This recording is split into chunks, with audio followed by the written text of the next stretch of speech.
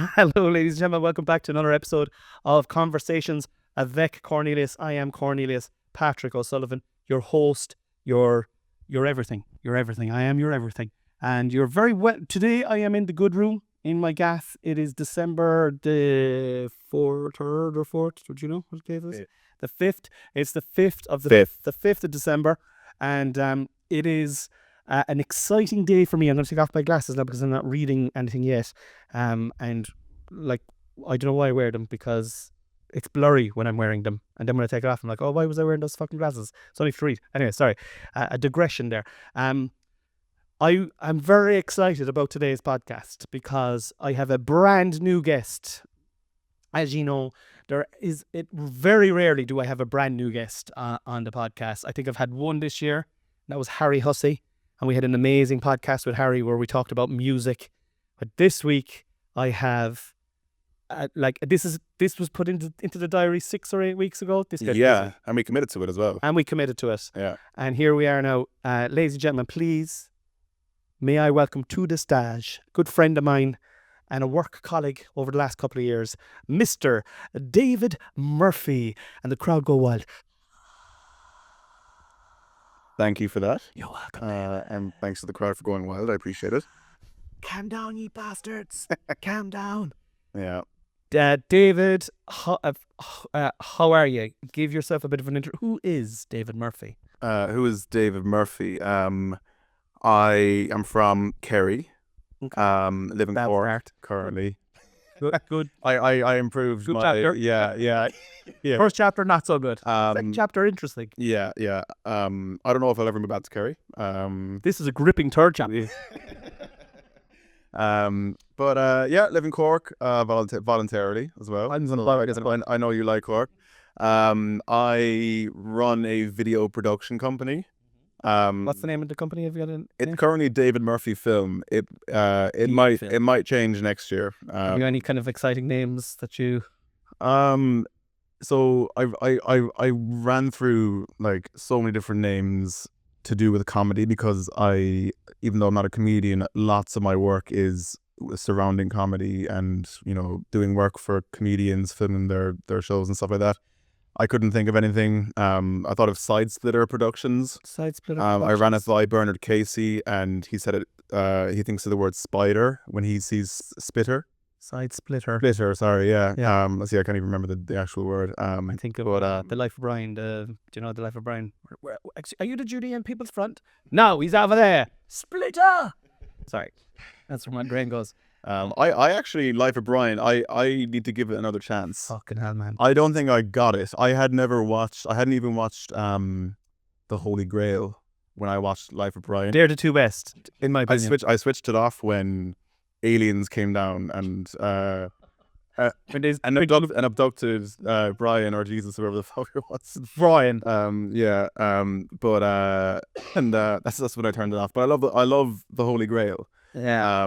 So maybe I need to give it a chance. Here, I'll botch your bloody ends off. Knights who say, nee. Yeah, so you're doing well anyway. You're David Murphy, you're from Kerry, you live in Cork, you got your own video production company, you work with a lot of the very big names in comedy in Ireland. He's been a little bit humble. I'm going to name drop a few of them because I know you won't. Okay. Bernard Casey. Yeah. Bernard Casey is probably the first guy you ever worked with. Yes. Yeah. And you probably attribute, would I be right in saying, he opened up a lot of, He did. A word that you never. Yeah. It's shout out to Bernard. Yeah, I mean, like, will I tell the story of how I met Bernard, really? So I originally started making comedy sketches with my friends in college, and that kind of like I did a year in Leeds in England for college as well. It was kind of a Erasmus thing, and then a friend of mine called Ben Kavanagh who helped out on the film that we made, where I met you. And what was that film called again? Thirst. Yeah. Thirst, yeah. And you played a GAA coach in it. I did. Sorry, I always had to remind. I didn't have to remind you there, like, I couldn't think of the name of it though. You played a GA coach, and your name would no anyway. But so I just sort of stopped saying what I wanted to say there. Yeah. See, I'm in the presence of someone now who speaks in front of cameras, who speaks on stage. You were a great orator, my friends. You're a fantastic conversationalist. But so yeah, I met so then Ben was who I met through college. He was once doing a comedy sketch with Bernard and asked me to help out with the lighting on it because I had lots of lighting equipment. And we were kind of sat down after it, and I mentioned, oh no, I didn't even mention to Bernard because I was too sort of shy and stuff. But Ben was like, oh, Dave has a comedy sketch YouTube channel with his friends. Bernard, you should check it out. And then Bernard checked it out about a year and a half later. So all that happened before COVID, and then about a year or two after COVID, Bernard got in touch and was like, I want to make this sketch. Would you be interested in filming it with me? I filmed it with Bernard. And then I just kind of like became His video guy. Yeah. And you did his like all his big shows down in the INEC and all that kind of stuff. in the Opera House then as well. So that would have been my introduction to filming live comedy. And now all these years later, you're working with massive comedy stars. You're working with you did my special, which is going out at Christmas. I'm not putting myself into the next bracket of people now at all, far from it.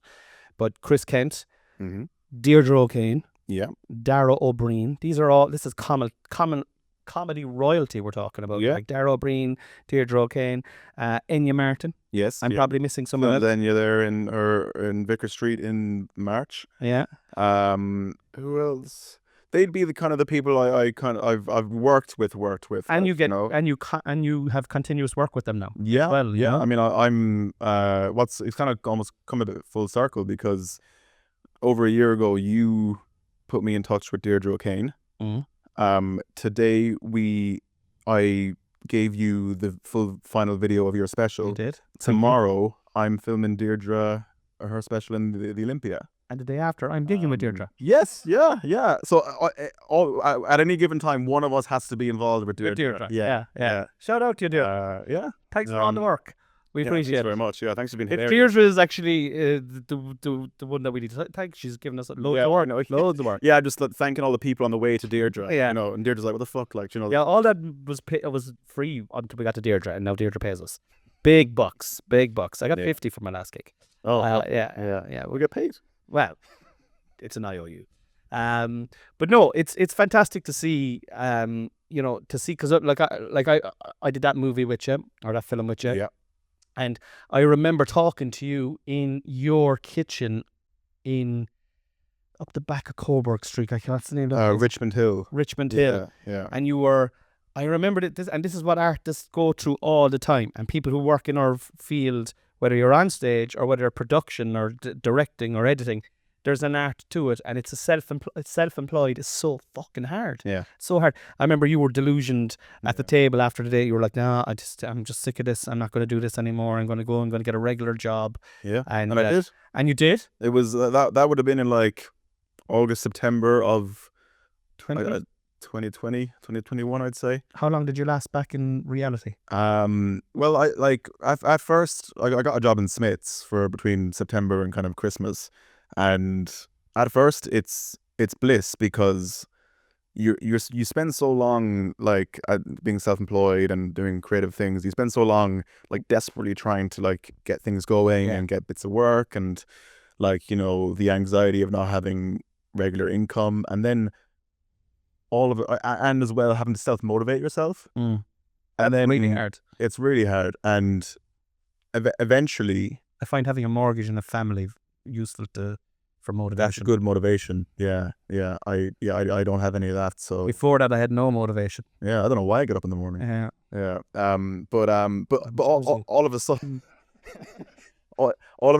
actually, funny enough, actually, in the last 3 days, how I get up in the morning, I have downloaded an app, and when the alarm goes off, I have to scan a QR code, and I put the QR code on a piece of paper in the kitchen. Oh, genius! And also very annoying. You're really tired. Yeah, why the fuck did I do that? I'm on my third day of it now. The first 2 mornings I ran into the kitchen, scanned it. It was really productive. This morning, ran into the kitchen, scanned it, went over to the couch, pulled a blanket over me, and lied down on the couch. I was just gonna say, did you do it all and then hop back into bed? Yeah, well, Pretty much. yeah, but I think you know, I'll in a little bit later I'll go on to why I felt the need to do that. But anyway, what appealed to me about having just a normal job was I was going to be given a roster, so the people were going to tell me when to come in, tell me what to do. The motivation is there's a boss looking at you. You know, what we do, there's no real boss. Like, you know, there's you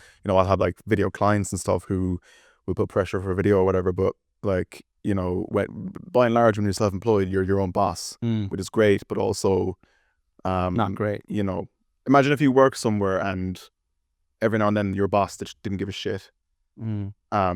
That's what being self-employed is like sometimes. Every now and then you're like, oh, fucking hell. Fuck's sake, I'm just not going to do anything today. Yeah. I did that on Monday, right? I had two things that I wanted to do on Monday morning, right? And I do them every Monday, right? They're the books from the week before is one. Okay.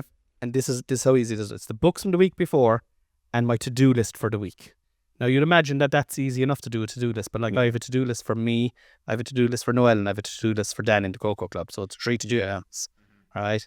And then to do the books. And the books are, depending on how many gigs I've had outside of Cocoa, can get a bit annoying and complicated. Yeah. But if you stay on top of them every week, it's grand, all right? So that was my thing to do on Monday. And I got up late on Monday, and I got up around 10 o'clock on Monday and came down, and I just did not want to do anything. I mean, I didn't even want to talk to my wife. Yeah. I just wanted to curl up and put on something.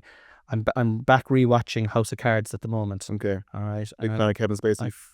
No, I'm not a big fan of. He's a great actor though.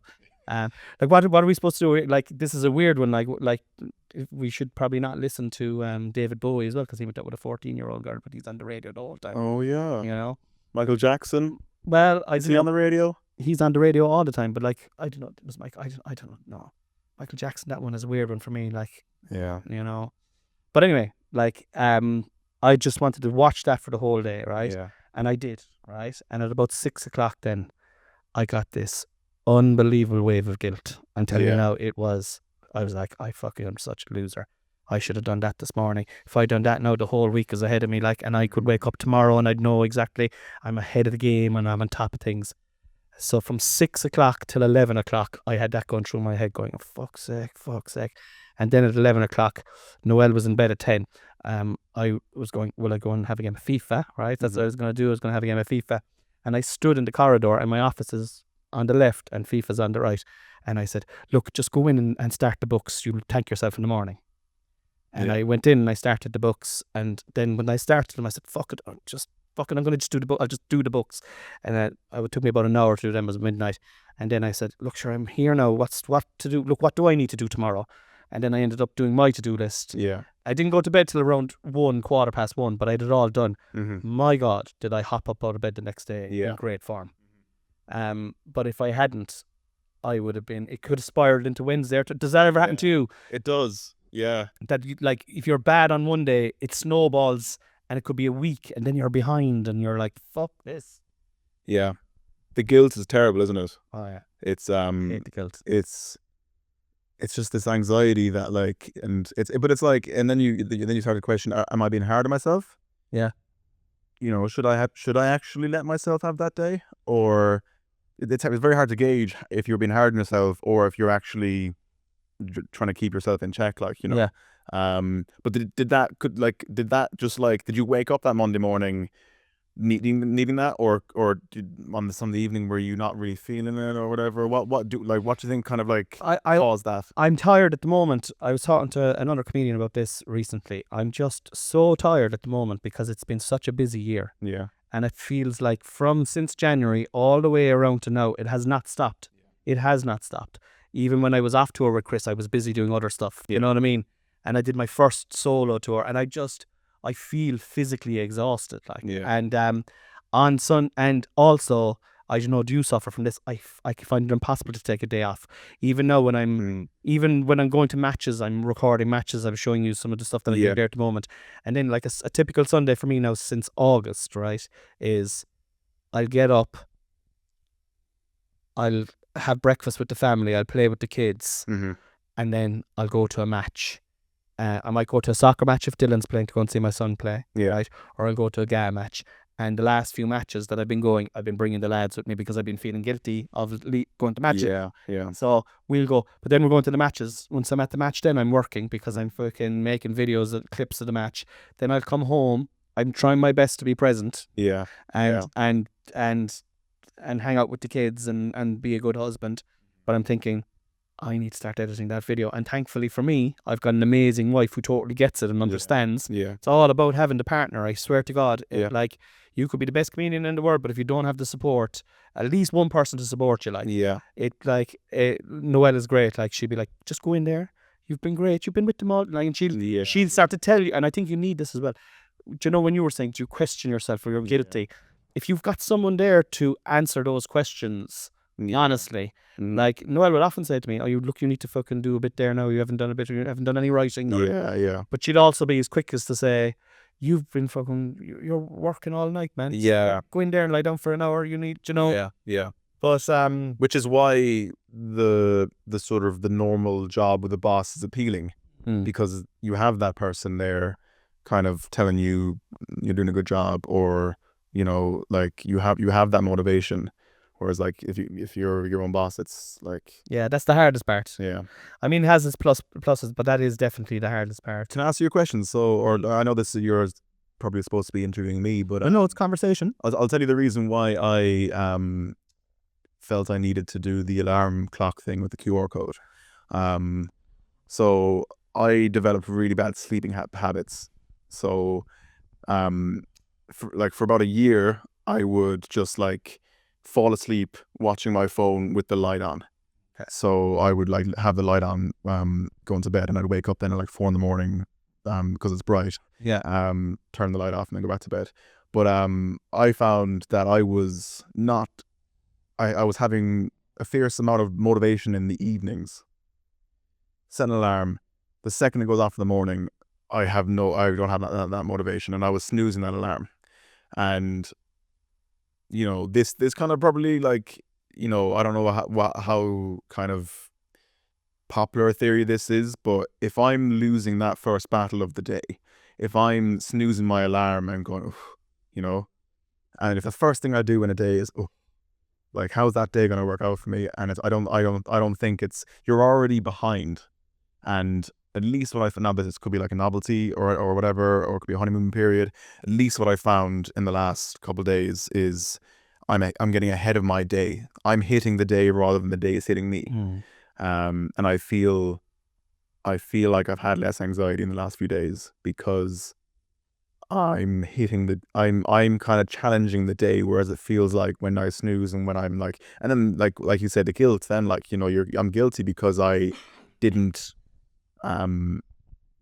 commit to my own promise, like, you know. I heard someone say recently that if you had a friend and every day you agreed to meet up at a certain time and every day they were late, you wouldn't trust that friend anymore. Correct. So if every day you say you're going to get up at a certain time and you don't, it's the same thing. Yeah. Do you believe in the law of attraction? Do you ever hear of the law of attraction? Tell me what that is. So it's the premise that thoughts become things.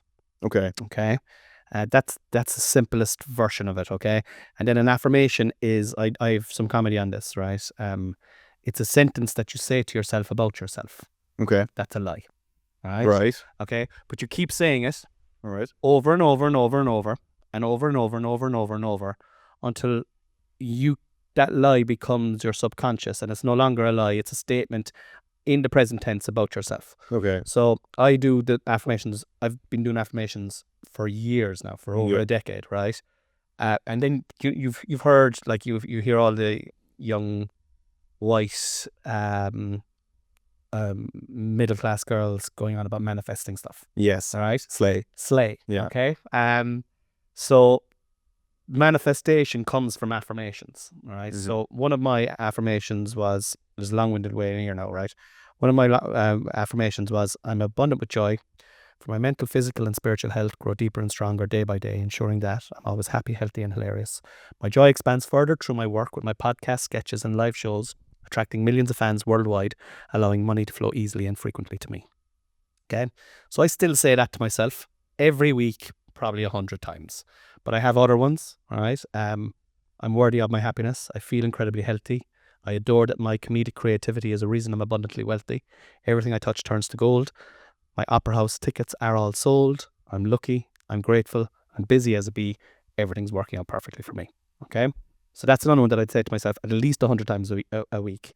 But I do it with the boys as well. So the boys have really watered down ones. There's at the moment I'm happy, I'm healthy, I'm hilarious, I'm kind.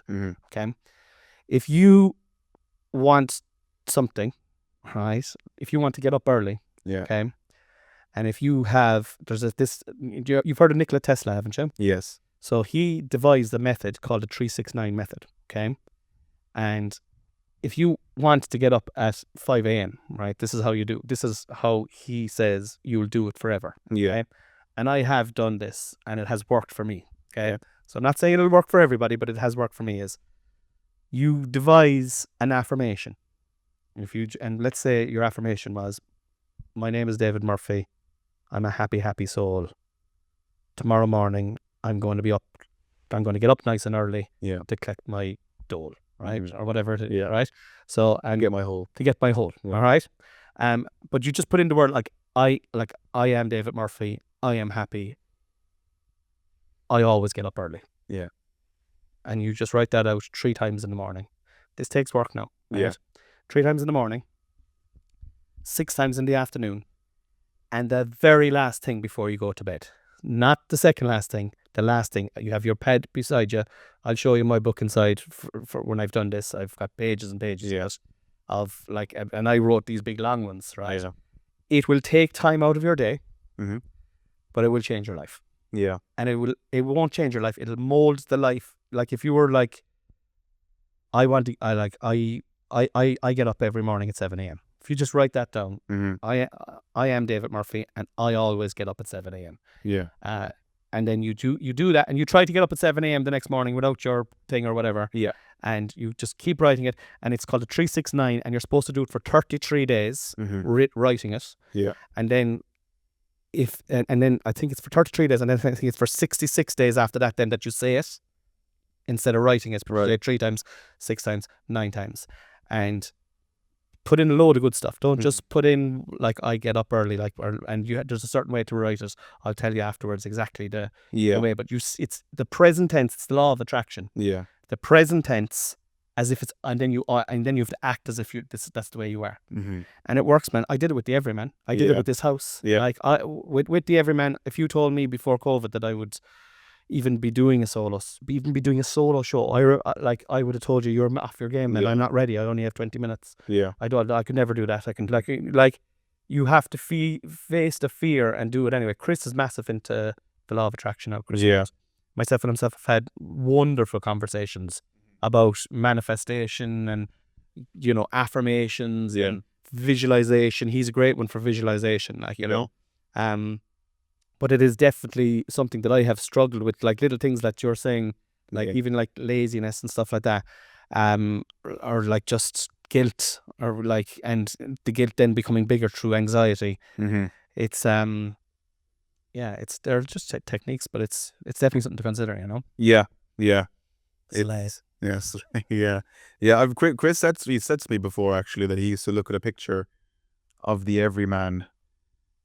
He said there used to be a picture of the Everyman behind the Everyman on the quays when he was queuing up for the air coach to get on the air coach to go up and do 10 minutes and for no money. For no money, yeah. And he said he used to look at that and go I'm gonna work that, And he did 8 of them. Yeah. 8 and he's doing the marquee now. Yeah. In the marquee's 5,000 people. Do you know what I mean? Yeah. It's the thing is, it's hard as Irish people to be positive. Yeah. Yeah. Yeah. It's hard to be into affirmations when you're Irish. Oh yeah. It is it's because it's just you don't compliments is such a hard thing for Irish men to give to non-Irish men. Yeah. Or No? just like trying to be any bit different and Irish, like, Yeah, or what's wrong? Look at that fucking bollocks over there. Yeah. Fucking leather jacket. yeah. Who the fuck does he think he is? What?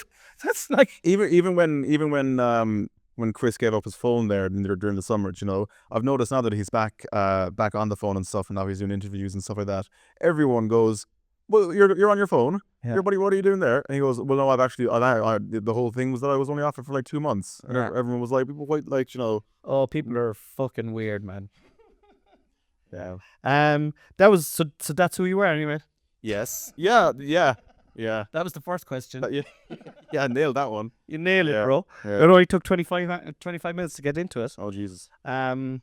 So David Murphy, right? I've got 4 more questions, right? The next one we've kind of touched on. What inspired you to work in the world you now occupy? I suppose how I'll amend that question is, right? You went back and you did this job, Yeah. right? I met you. You were like, "Nah, I can't do this. I fucking don't like it. I don't like the uncertainty of it." And then you went back and you got a regular job. Yeah.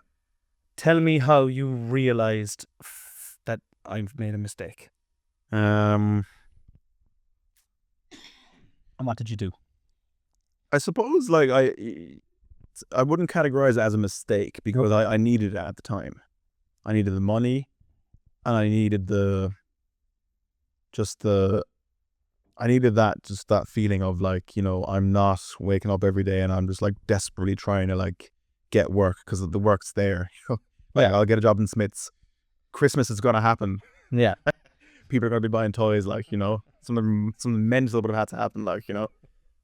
So that Yeah, it's easy for the job, like. yeah, and but do you know what? In fairness, it was I always remember a moment with Bernard Casey. He was doing his Opera House show in March of the following year, and I was kind of unemployed. Like Smiths let me go, by the way. You never left. After Christmas, they were like, "We don't need you." Like, and I walked past there one day, and there was like, yeah, like there was one staff member in there, and I'm pretty sure it was the manager. Like, Oh, for fuck's sake. I managed to sort of squeeze because even by that point, I hadn't become Bernard's videographer, and I managed to squeeze my way into being one of the one of the camera operators for his gig, and then we went out for a night out afterwards, and I was in the Brogue in Cork. Have you been to the Brogue before? Yeah. And, Yes, I have. and I was at the bar with Bernard, and we hadn't that much drink in us, like, you know, and he said to me, "Oh, Dave, I think it was a real." I can't remember exact words. Maybe we were drunk, but he said, "Oh, I think it was it's a shame that you went back and worked in Smiths. You know, I really think you should be, you know, working on something creative." And then like, you know, a week later, he messaged me, and he had a job coming up where he needed someone to film his thing, and I did it. And literally after that, I had to Google how to do up an invoice. Like, you know, Cool. that's the level I was at. Like, you know. Yeah. And at that time, when someone says Like, how long ago was that? only 3 years, what about 2024? Not even 3 years ago.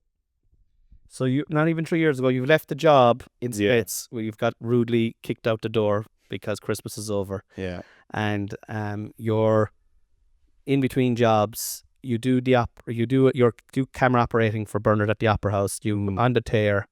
He says you should be doing this. You do it, and then you're googling how to do invoices. Yeah. I think the invoices I send to this day are still from the template I Yeah. got from whatever I searched up. And it just kind of snowballed then, really. Like, I suppose obviously at Yeah. the start it's never going to, like, it's not, it kind of just happens without you knowing it. You just get busier, like, don't you? It's just yeah, you get busier without you knowing it, and then you get busier and you think it's a linear thing, you know, and you think, oh, this month was busy, the month after was busier, the month after that was busier, and you think it's just going to be linear, and then maybe it's going to, like, you know, sort of plateau a bit, but it's up and down, like it's completely up and down, and it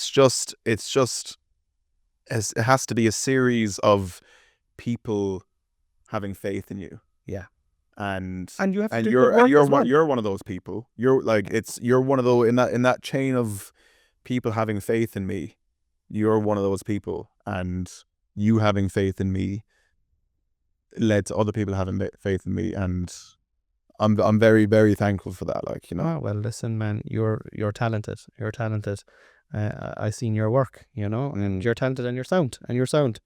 You know, so you do, like, thank you, but you don't need to be thanking me. I should probably I'll tell the story of how because we met, right? We were doing a little short film with Bernard, but then we didn't meet again for another 2 years after that. Next time I saw you, you were wearing all pink and you were on the way to a barbecue. Yes, yeah, it was the Barbie Oppenheimer thing. You were flying outside the road, yeah. And I went for drinks in the Woodford there on Paul Street, and we were walking somewhere else, like Impala or something.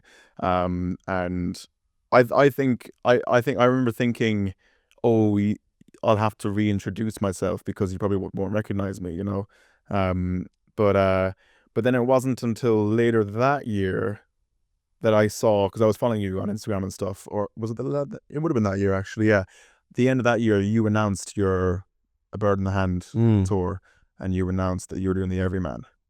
And at the time, I was quite eager to do a documentary. And, you know, when you're kind of interested in making documentaries, you're always kind of on the lookout for stories and stuff, like, you know, and stories that haven't been told, because if there's a story that like really needs to be told and you leave it for a while, someone else is going to tell it, like, you know.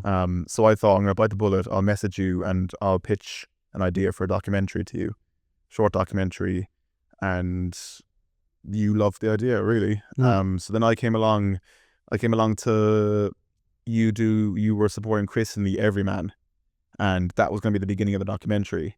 So that was the first time I met Chris.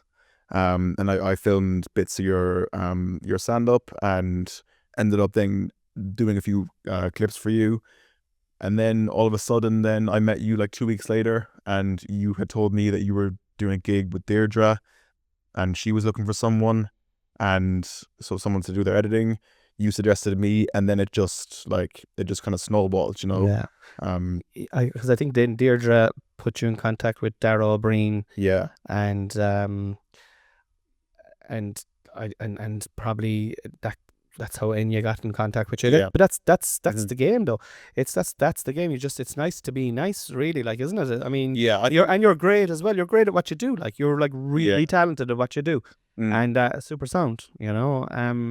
Yeah, that's it. You have to get on with people. I think so. You have to not try to get on with people. Do you know what I mean? Like, you can't be like, oh, I need to get on with this person because it's going to further my career. No, like, it has to be authentic. And like, I'm very lucky that like every comedian that I work for now, I'm a fan of. Like, I like their comedy. That's kind of important, you know, because not every comedian is everyone's cup of tea, like, you know. No, like, I mean, and comedy is like fucking music, like, it really is, isn't it? Like, I mean, you've got death metal, and you've got opera, and you've got pop and rock and country and hip hop and rap.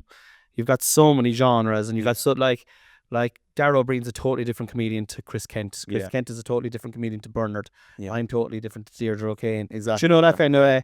And that's why I love it. I think it's just because it's so diverse, and it's so unique. You find your voice, and that's your voice, and that's who you are. I do really like the comedy community. I think, like, you know more about it than me, like, but the comedy scene in Ireland, everyone's been nice to me, really. You're working with lovely people as well. Yeah. Like, Bernard's a gentleman. Yeah. Chris is a gentleman. Deirdre is a queen. Mm-hmm. I don't know Dara, actually, and I don't know Enya, but I know Bernard for years. Yeah. He's a gentleman, like, you know. His heart is in the right place. Chris, like, I owe everything to Chris. Another gentleman, you know. But yeah, so that's it now. You're back and you're doing it now, and you're not looking forward. Have you any exciting projects coming up? I am. So later tonight, actually, I'm going to meet my friends to do the final finishing touches to a comedy short film that we've been making, and it's been a couple of years since we've made a sketch or a short film, and they're the people that 5 or 6 or 7 years ago, I started making comedy sketches with, which led to me meeting Burner, or not led to me meeting Burner, but led to Burner having faith in me enough to go, oh, let's do a comedy sketch together. But at the end of the day, it's like it's making stuff with your friends. That's why you want to do it. Like, That's it. I mean, and sometimes, and like at the moment, I'm writing something with Bernard. We're doing this thing called Midnight Mass, and it's on in the Roundy on the 20th of December. It's on sale now on Eventbrite. If anyone wants to go, there's only about 20 tickets left. But we're playing these two priests, and we've been summoned to help Father Flintstone celebrate Midnight Mass. Great choice of a name, by the way, Flintstone. There's Oliver Bierhoff, Father Oliver Bierhoff, in it as well. There's a lot of kind of strange names that are homage to 1990s football players, Eastern European football players. We got to get a kind of a kick out of that. But basically, the premise of the show is that the two lads are summoned to Midnight Mass under the impression that they're going to be getting the parish because Father Flintstone is retiring. Okay. And then they arrive and they see each other there and they fucking realise that it's an audition for the parish. And then just before Mass starts, phone call comes in and it's the Monsignor saying that Father Flintstone is after having a bit of a fall and that you'll have to do the Mass yourselves. So, and then we have to do a Mass. There's loads of hymns and stuff. We're writing it at the moment. Yeah. And it's really fun. Like, the rehearsals have been really fun. It's been really, really just a bit of crack. There's a lot of improv in it. There's a lot of kind of freestyling in it. It's scripted now as well, and we're writing jokes into it and stuff like that. But it's like free and it's fun and it's not stand up and it's like, are you enjoying it being a slightly different medium to what you're I am. used to? Like, because obviously you do podcasts, you stand up, you like to make some sketches and stuff like that. Do you I'd love to do more sketches, to be honest. Like, if money wasn't an issue, right? Like, obviously, like, stand-up comedy is my first love. Like, but if I had 10 million in the bank, we'll say, and I didn't have to go out and grind it as hard as I grind it, and I could work on other projects, I would like to do a lot. I'd love to do some proper sketches, sit down, like, kind of get like maybe 3 or 4 like-minded people into a room, writes like situational sketches, like that are like, obviously, I'd be inspired by like the likes of Monty Python. There's a little bit of silliness in them as well. I love a bit of silliness. But also then I love the reality of the likes of the original Office. American Office has its charm now as well. The original Office was very, very, very close to the bone. I would love to do stuff like that. So when you're saying you're doing stuff like that now, I'm like, I'm envious of that. I've talked with Chris. Myself and Chris are talking about doing sketches, but like, he's super busy. So, I don't know if he'll even find time to do all the gigs that he's booked. Do you know that kind of way? I get hugely inspired by like kind of other sitcoms and sketch shows and stuff. Like, I'm the same, man. Like, I rewatch stuff all the time, like, and just like things like Peep Show really inspire me. The early days of that, the early days of that, they're filming on a camera that people wouldn't even look at today. Like, like, it's so like the quality, quality is terrible and everything, but what they managed to make was genius. Like, But those two characters are so well, like, actually all the characters, but those two specific characters are so uniquely. They're so well written and they're like, they're authentic. They like, the actors embody those characters so much that I'd say it was hard for them to step out of the character and be real. Do you know that kind of way? They're two opposite characters, but I relate to both of them. Which is mad. Like, That's very interesting. I love there was one of my favorite bits is Jez says, oh, Mark, do you think if I beg and beg and beg, will she take me back? And Mark goes, honestly. And Jez goes, quite honestly, not brutally honest. And Mark goes, oh, well, then, yeah. And that was enough for Jez. Like, but just the self-awareness to go, no, don't be brutally honest. Just be a little bit honest with me, and then that giving him comfort. I just love that. Very good, very good. Olivia Colman's amazing in it as well. Like. Oh my god, yeah. Like, she's fucking incredible in it. Like, Yeah. do you know what I'm watching at the moment? Like I love to rewatch stuff, right? But I'm trying to. My kids are watching a lot of shit on YouTube, right? Like just mind-numbing shit, and I'm like, oh, for fuck's sake, I don't want them to be watching this ping pong bollocks, like, Yeah. you know. And it's they're especially these American kind of tweeny sitcom things, and like Harvey is so influenced by things. I'm like, okay, I can't stop them watching television. So what I'll try and do is I'll try and watch stuff put on the television when they want to watch television, but put on my stuff or stuff that I think that they should be watching. Okay. But I know that they like. Mm. I know if I'm explaining Yes, this yeah. properly. No, I get you. Yeah. So I've gone right back to season 1. We're into season 4 now of The Simpsons. Okay. Oh my God. Oh my God. Yeah. Yeah. It is amazing. It's unreal. I have forgotten how clever the first few seasons and how funny. Like, yeah. just one clip of like Homer's on a couch and he sees an ad on the television about buy a lottery ticket, win $10 million, and he goes, "Oh, I'd love to win $10 million," and he kind of has one of these bubble daydreams, and he goes, doo-doo-doo-doo, and in the daydream he's just in the exact same place. Yeah. And then it goes back to him. He's like, "Wow, that's the life."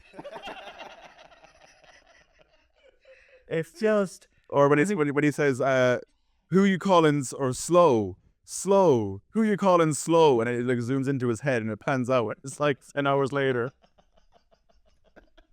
and what's so good about it is, right, there's like, season 1 is really, really old. I think it was 87 or 88 when it was made. Yeah. And season 2, the writing gets a little bit snappier. But by season 3, when Conan O'Brien gets involved in the writing, man, I swear to God, it goes to a different level altogether. Yeah. You know, it really does. Like, it just, and it's so good. But what I'm loving about it is there's actually lessons in it for kids. Yeah. And there's jokes in it for like, I remember when I was younger, my parents going, "The Simpsons is good. Yeah. Yeah. They don't get the jokes." Yeah. Yeah. Yeah. But anyway, listen to me. We are 41 minutes into a 40-minute podcast. Oh. And I haven't asked you any of the main reason I wanted to get the podcast. Yeah. But we'll just go away if you're happy to talk for another Yeah. minute. No, I'm as long as you want. As long as you want. Yeah. Okay. All right. Okay. Did you bring a change of clothes? Yeah.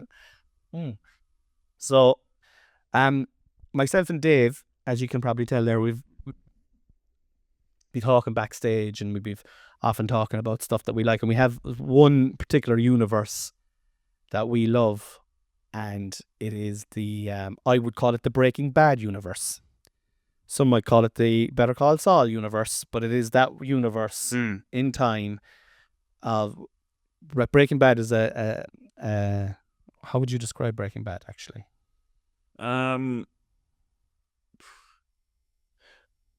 Well, if I had to pitch it to someone, I would say Breaking Bad is a show where from episode 1 the creators knew where they were going with it. And I love that with the show. I love that you can just like you can just tell they had a vision and they ended it when they wanted to end it. And the same thing with Better Call Saul. But I think Breaking Bad, particularly in the early days, is as much a comedy as anything else. Like, and then it gets darker and darker, and then Better Call Saul, it somehow took what was renowned as the best TV show in the world and took it to like another level. I don't think it like eclipsed Breaking Bad. I think because like you say, it's the same universe. So I think it just strengthened the universe. And so often that's a nicer way of putting it. So often spin-off shows sort of pollute the original universe. But to me, Better Call Saul strengthened it. Like Joey. Yeah. The Friends wasn't going well, you know, and Joey just like, you know, Joey took that to the next level. Yeah. Yeah. So for those of you who don't know, Breaking Bad was a series that aired originally around 2008, I think, 2008, 2009, and it ran for, I want to say 7 seasons. 6. Is it 6 seasons? Yeah, or five. I think Was the second season they split split- into, or the last season split into 2 they seasons? split the final season over 2 years, and Yeah. some people consider it as 6 seasons, some people consider it as 5. I think Yeah. Okay. So 6, maximum 5. probably 5. I'd say. So yeah, and it follows a fellow by the name of Walter White, who is a teacher, gets sick, decides to peddle drugs to look after his family when he's got terminal cancer, and he wants to try and sell drugs, accumulate money, give it to his family. That's the premise of the show. Am I right in saying that? Yeah. That's the premise of the show. He just takes matters into his own hands, basically. Yeah.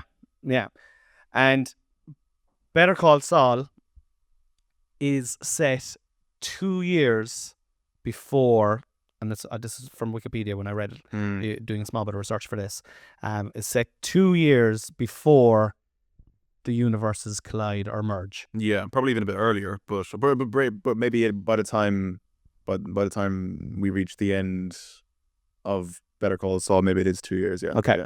Yeah. So my first question to you is, who is Jimmy McGill? Jimmy McGill is K.A. Slippin' Jimmy. Slippin' Jimmy. Jimmy McGill is he's the real name of Saul Goodman, who eventually becomes Walter White's lawyer. How much can we spoil? So I mean, we're probably acting like no one's ever. Guys, we found this show called Breaking Bad. how about we do this? Because we haven't given away anything yet. Yeah. So if you have not seen Breaking Bad, or if you have not seen Better Call Saul, fuck off. Yeah. Or go watch it tonight Go watch it and come back to us. Yeah, because even the premise that we gave for Breaking Bad is you'd read that generically on a box. Yeah. And not like there's no spoilers at all in it. Yeah. So like if you haven't seen Better Call Saul, now's the time, or Breaking Bad, now's the time. But who hasn't seen? Yeah. Like for me, that universe, that's an art house. It's like a long art house movie. Have you ever heard of Star Wars? Yeah, I've heard of that. All right, yeah. It's just it's like a staple. It's just become so part of TV pop culture, I suppose. You know. And it really does embody pop culture. Do you know? Something just popped into my head there now. Right. What's the addendum they had to Breaking Bad where Jesse what's that called? Where Jesse breaks out of the kind of the movie they made, El Camino. El Camino. That's a movie, then. Yeah. You could attach that to the end of Breaking Bad, and it would also merge seamlessly enough into the universe. Yeah. I think El Camino was, it was for the fans. It definitely was for the fans. Like, I don't think anyone new came to the Breaking Bad universe as a result of El Camino. I believe perhaps new people came to Breaking Bad from Better Call Saul. Yeah, that's how strong that is. I think That's true. I think El Camino was, because we didn't need to fully know what happened to Jesse after. No. He had a bit of a poetic ending. Yeah. But it was for the fans who just wanted more Breaking Bad content, really. Like there are those that say that it would be unreal, like he drove off to Alaska for a finish. Yeah. There would be it would be lovely to see a little two-parter of Alaska 10 years later. Yeah. With Jesse. That would be, you wouldn't know. Yeah. You would know. But listen, we're jumping fucking so many different universes here now. So let's go back to the original question. Who is Jimmy McGill, aka Slippin' Jimmy, aka Saul Goodman? Who is he? And what I mean by that is, who is he in context to the whole show? Who is he as an embodiment of a man? What did he stand for? What kind of a character did he have? What's your opinions of him? And I'd like to discuss my opinions in tangent with yours. Because I think he is the anti-hero. Like Walter White is obviously the anti-hero of the whole thing. But this guy is just, I don't know, he's like crack cocaine for the eyes, like. Yeah. I think he, firstly, I think Bob Odenkirk just nailed it.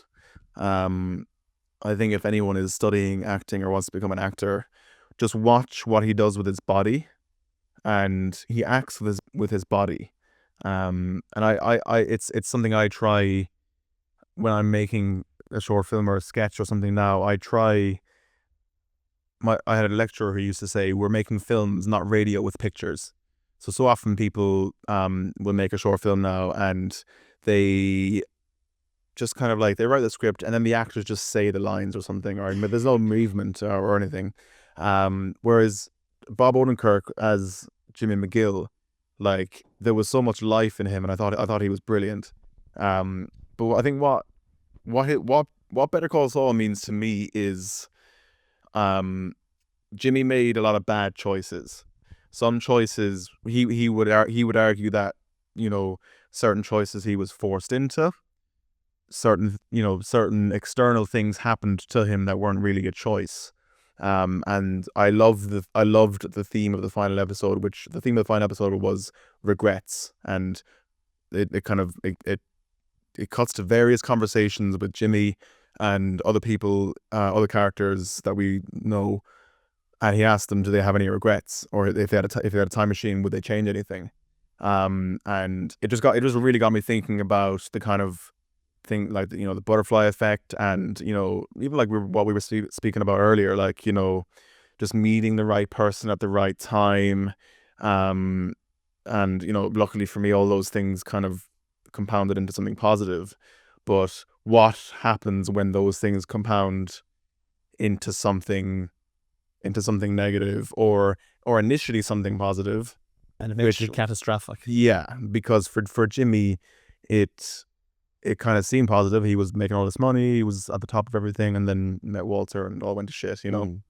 But yeah. Who, if Jimmy McGill was an Irish celebrity, who would he be? It's a good question, because the essence of Jimmy McGill is understanding who he is when he's not Saul Goodman, or when he's not putting on a face.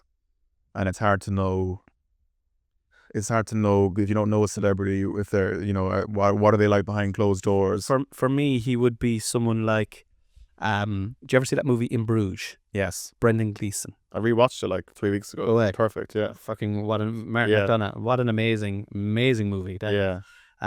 But you know that character that Brendan Gleeson plays in that? Mm-hmm. He kind of gives me that vibe. Brendan Gleeson in that movie, he's super intelligent. He's very well read. He's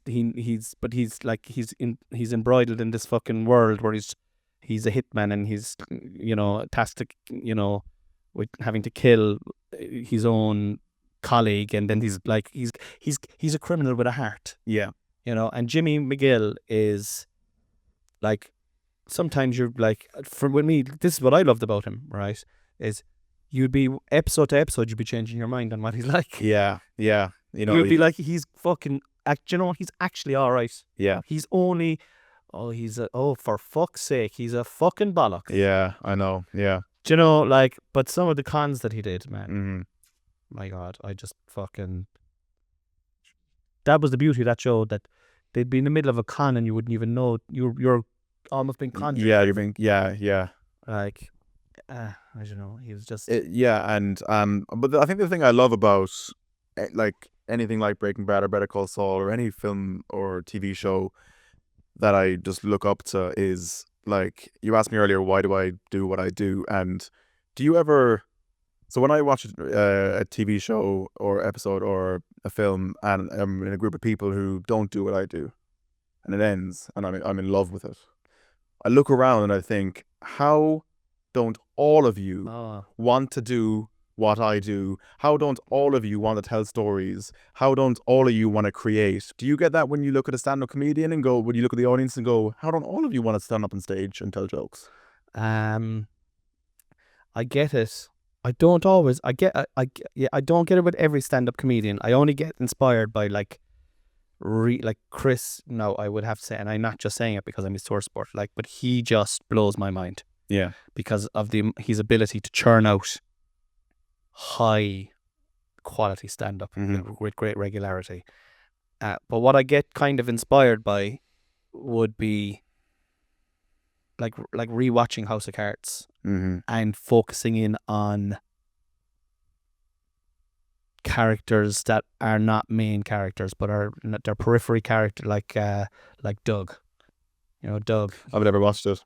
You've never watched House of Cards? Yeah. I was just about to watch it the day the news about Kevin Spacey came out, and I was like, It's fucking amazing, man. Look, I'm not going to tell you where to stand on the fence. I think Kevin Spacey's a creep, but that's like, but so is David Bowie, and so is fucking all these great rock stars. They all are. They're all at it. It's the modern ones that are all right, lads. Just the older ones that are only bollockses. Yeah, because we haven't found out what the modern ones are. 10 years time. Do you know that he did a podcast with a poncho?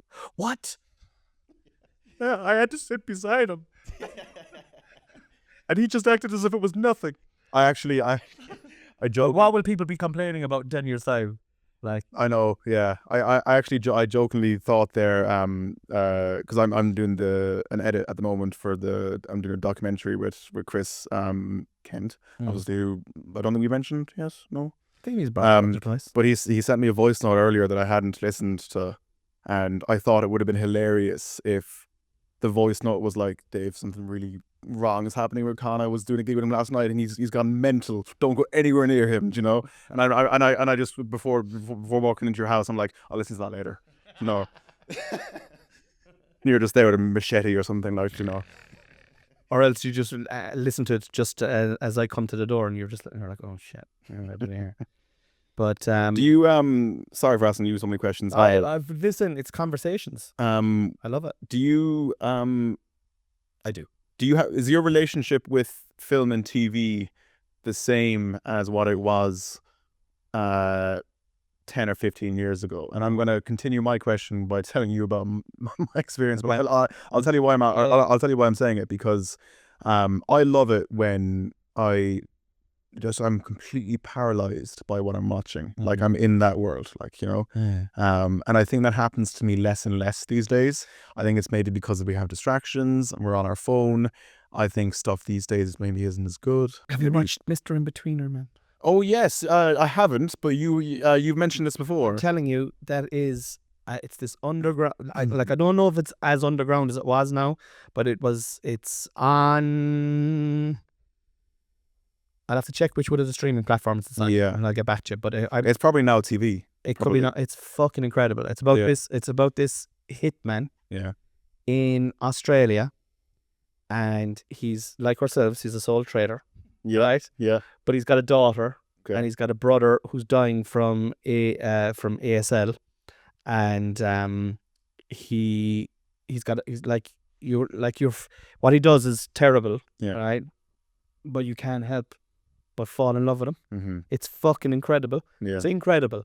I've sent you a few clips, I'd say, of it. That's amazing. Do you know what I'm watching? That's amazing now, Dave. That's paralyzing. And what I love about it is it's over now.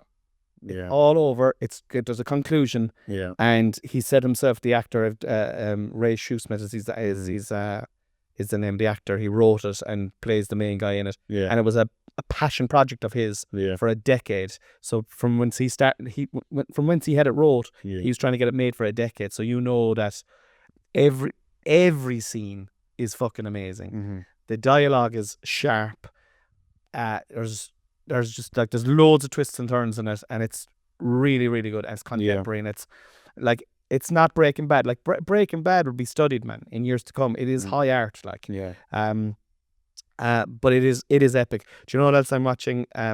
These are just stuff that are mesmerizing me now at the moment.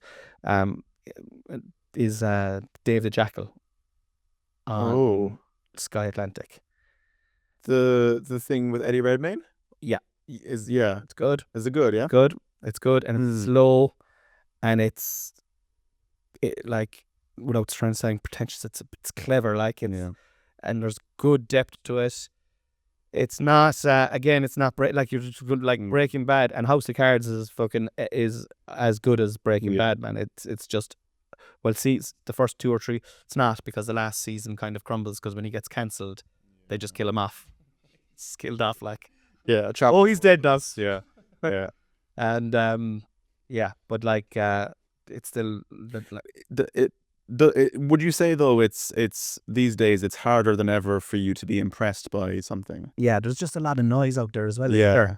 Do you know, like, there's a lot of noise out there, and people's attention span is a lot shorter now. You have to grip people almost immediately. Yeah. to garner people's attention. I find Yeah. it's the same with stand up. Like people's attention span, if unless you're Mm-hmm. hitting your laughs per minute or like making it as engaging as possible. I that's what I think anyway. Because I can only say this is how I judge something, right? If I'm watching something and it's new and me and Noel sit down to watch Mhm. it, it's good if I'm still watching it after 5 minutes and I'm not Yeah. checking my phone. Yeah. You know, like we're watching some awful garbage there. That's like some awful garbage. Yeah. In some American thing, The Diplomat, I think, or something like that, and it's absolute like I'm. Yeah. Noel said, well, "What happened there?" I was like, "Oh, I don't know. I I know. was watching these cats chase a dog Yeah. in China." Yeah. Yeah. But like, what about you? What's gripping you? Not too much at the moment, actually. I would say the last thing, Succession gripped me. Did you watch Succession?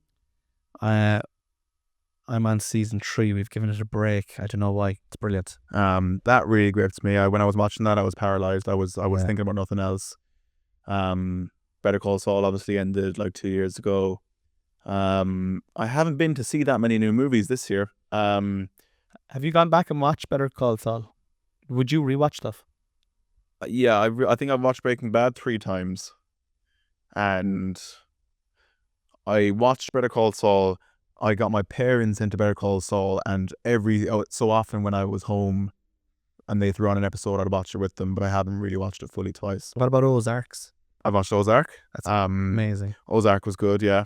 Again, the later seasons, like Yeah. with Breaking Bad, there's nothing out of place.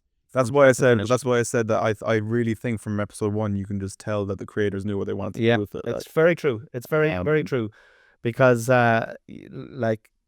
things now like Ozark. That's why Mr. and Bettina are so good. Yeah. Is because it's he obviously knew there was a finish line as well. Mm-hmm. I watched I haven't been to see that many movies this year. The only movie this year that really gripped me was Civil War. Did you watch Civil War? No. It was a movie imagining a world, in modern day world, where there's a civil war in America, and it's kind of like they leave it ambiguous as to like, is it actually like kind of Republican versus Democrat and stuff, like, they say, oh, Texas and Blues versus the Reds. yeah, they say like Texas and California are together, whereas in real life Texas would be like a red state, and California. But I loved that. I came out of that. I like the premise of it. I came out of that. I watched it in Mahon Cinema in the Omniplex, and Big screen. Yeah, I know, one of the smaller screens actually. I watched it and I was so I was actually paralyzed, like that paralysis that I talk about. I was still paralyzed after. I loved it that much. Now, not everyone loved it. I was so paralyzed. This genuinely happened now, that I got to the lights in my car to come out of like Mahon Point Shopping Centre, and there was like 3 lanes, and the light went green, and I went to turn right, but I didn't realize that the arrow, the right hand arrow, was red. Jeez. I was like I was watching green, and then I just went boom like that. And they should have known drive after watching the movie. yeah. So good you can't drive after the crash and die. But that's fucking very good. But that's like, I do that question that you asked, Nigel, do I get that paralysis? And I do, but rarer nowadays. Me too. Rare nowadays. And maybe that's just because there's so much fucking shit. Yeah. Excuse my language. I'm trying to watch my language. I'm very bad with language, with swearing. But there is a lot of gunk produced and churned out. Yeah. And also because it's easier to, because I probably start less stuff now. I start less TV shows. I go to the cinema less. I probably have faith in less stuff now. Probably as a result of just my general opinion that things aren't as good now. But also, secondly, it's way easier to just be on your phone than to, invest time into watching a TV show and then it'd be shit. Like I remember when Lost was coming out. Do you remember when Lost, that TV show, came out, right? Yeah. And like, I mean, it definitely said what it did on the tin, because like by episode 3 I was completely lost. Yeah. But at the same time, I endured it into season 4 and 5 and 6 or whatever, and it became more and more perplexing as it went on. Yeah. A series, but like it was just what was on the television at the time, and there wasn't as much choice. The streaming services, like it takes me. Noel says try on something there. I could spend 45 minutes trying to find something. Yeah, I know. I'd be like, thriller, fucking comedy, sitcom. Do you want to watch a doc? We've just become. No, look, this fella murdered his wife. We're desensitized to stuff, you know. Yeah. We're less likely to, you know, when we have all the choice in the world, it just becomes harder to make a choice. Whereas when Lost was the only thing on. something was on TV, you know, and you know, at a similar time, Prison Break was just on TV, and you were just like, oh, go on, watch Prison Break. Yeah. And like, Oh, look, there's a big tattoo on his back. yeah, I know. But A random fact I love about that was, obviously the tattoos aren't real in real life. They just painted them on or whatever. In season 3, when they filmed it in Panama or something, so like searing hot heat, they couldn't have him. You know this? Did you watch Prison Break? Yeah. You know the season when they're in that sort of like open prison. Yeah. And it's like it's lawless in there, like Yeah. you know, and it's in Panama or something, but they couldn't have him in a t-shirt because it was too hot that it would just kind of melt. So then they had to put like a long sleeve jumper on him, which like oh, he had a long sleeve jumper all the time on it. Yeah. and he's like covered in sweat, and which made it worse for him then, like you know. That was it. That was his big break. He suffered very badly from depression, that actor. Yeah. And he kind of got, I think he put on a bit of weight, and then he kind of found it hard to get gigs afterwards. Yeah. It's a hard old world, like for the if you've got anything attached to you, if you've a bit of anxiety or a bit of depression, or, Yeah. you know, it's a harder world to exist in. But yeah, I would recommend checking out definitely Mr. In-Betweener, man. That's the number one thing. Because they're only 20-minute long episodes as well. Like I watched FX is where I watched it. Oh. And I watched it all over a weekend, a summer, about 2 summers ago. Okay. And I've watched it all again maybe 2 more times. It's really good movie making, really good like dramedy. There's a lot of comedy in it as well, but there's a lot of heart in it. And your man is excellent. That's my favorite type of comedy. There has for me to really love something comedic, there has to be something human. Or you're like analyzing certain aspects of humanity. That's why I love Steve Coogan and Alan Partridge. I just think you're and like obviously then David Brent and stuff like that. Right. You're looking at like a study of the way humans are, because there's a little bit of Alan Partridge in everyone. There's a little bit of David Brent in everyone. Yeah. And at the same time, then it's funny. Yeah. Well, when you see, that's what comedy is, really, isn't it? It's when you see, it's just funny because it's true. It is. Yeah. You know. Yeah. All right, we're into the hour and 7 minutes. We're driving on. Driving on. I'm enjoying it. It. If you're still listening, lads, I just want to say thank you for listening, and sign up to my Patreon. The link is in the bio. Get loads of episodes, back catalogue, and all that kind of crack. Question 4. Some say Better Call Saul is slow-paced compared to its predecessor. Would you recommend watching it first, or is that unnecessary?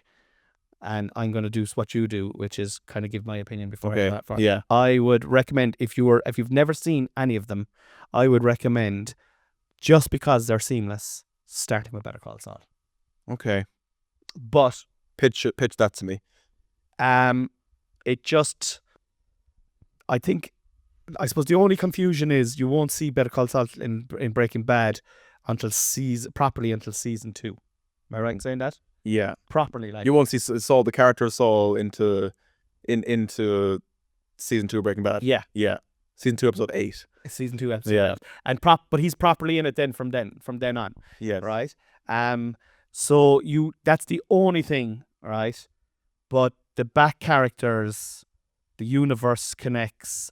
I just think if I had the choice, I would like to see that but I venture to say, because the first part of the question is, did you find it slow? that is the biggest critique I've heard from anyone who loves because Breaking Bad is fast paced, episode to episode, lots of stuff. I know change. people who have stopped Breaking Bad on season 3 because they said it was too slow. Really? Yeah. I definitely found Better Call Saul more of an art house movie, or more an art house series. Like they could linger on something so mundane, yet beautiful, like for ages, because they weren't in a rush with it. I love it. Mm-hmm. Yeah. I love it. Give me more of that shit. Yeah. Pump it into my veins. But Noelle now, who I would put in this category of everybody else in the world, she'd have a normal person's opinion. Would be like, what the fuck are they showing that fly now? Do you know, that kind of way? Yeah. But for me, yes. So I'm going to answer that question myself, as because I enjoy that process. But I want you to answer the question. Well, I'll tell you why I'm in your camp as well. And it's not like I'll throw on anything, and if there's a 20-minute shot of someone's left big toe, and I'll think this is brilliant. Yeah. I'm not like that. But I think it comes down to the trust between the audience and the creators. And like I said earlier, I think that to me anyway, it was clear that Breaking Bad knew what it was going to be. But also, I think that trust works both ways. I think if you, as the creator or the writer or whatever, the showrunner of a TV show or a film, trust that the audience member will get something, or that, we don't have to flash back to something earlier for them to understand what we're trying to convey here.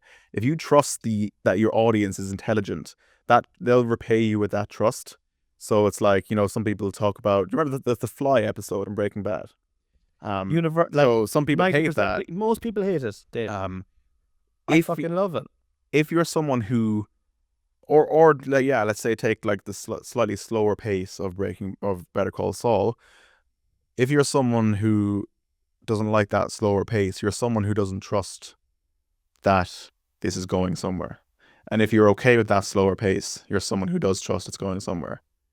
And to be honest, if you've watched Breaking Bad and then you liked it enough to watch Better Call Saul, and you don't trust it enough to just say, okay, I'll accept that it's a bit slower, then you're not in it for the right reasons. I'm not trying to jump on a high horse there. No, but that's a great answer though, because I wish that was my answer, because I completely and utterly concur with everything what you're saying.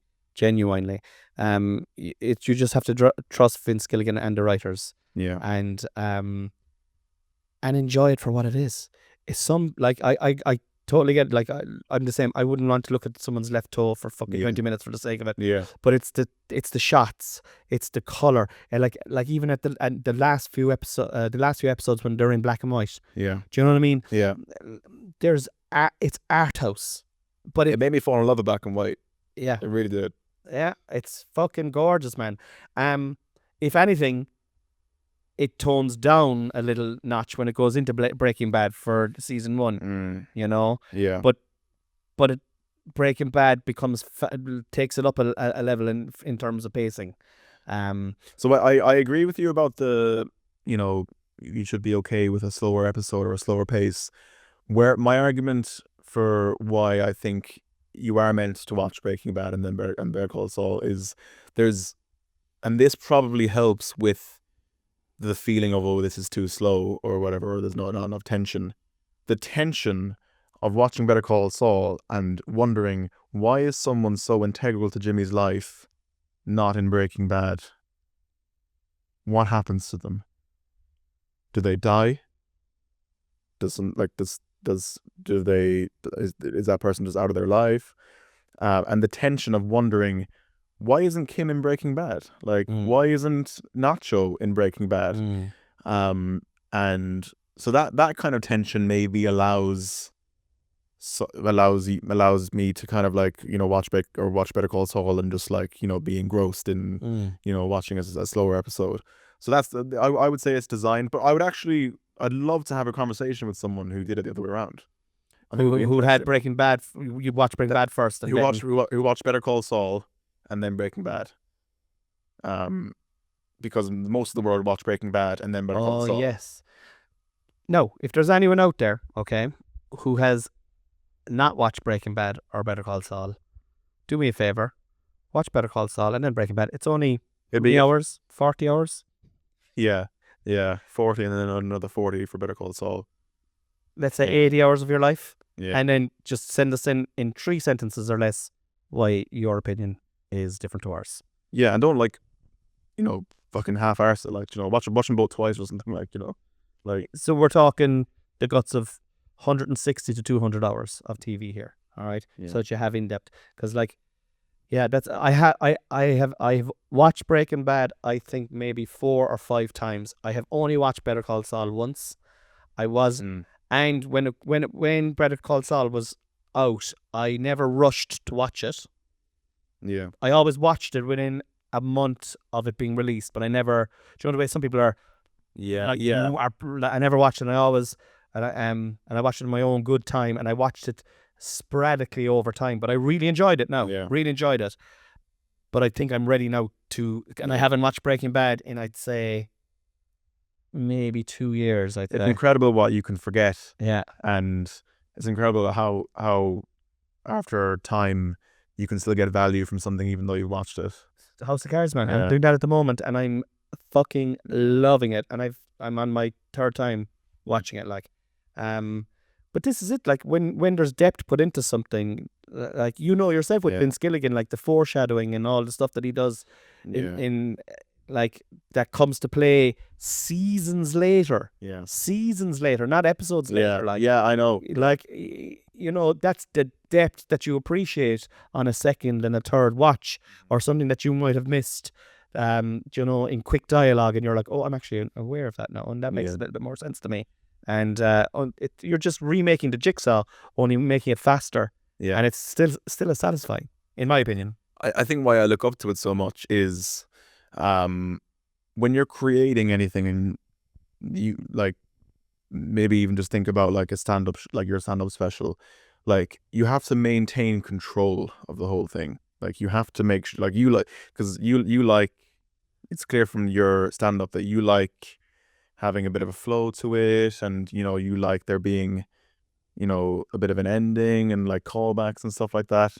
And you want it to be this like kind of cohesive piece. You don't want it to like there are some comedians who do this, but when you don't want it to be just this like list of jokes, and like they maintained control of a whole TV show, and I think that is just so incredible. Like even making like a short film now, it's very easy to like just lose what the sense of what it is. Like I think that's probably the hardest part in art is, and it's, you're right, like when you're writing something, the need and the want is for it to be cohesive and circular, but sometimes that gets lost along the way.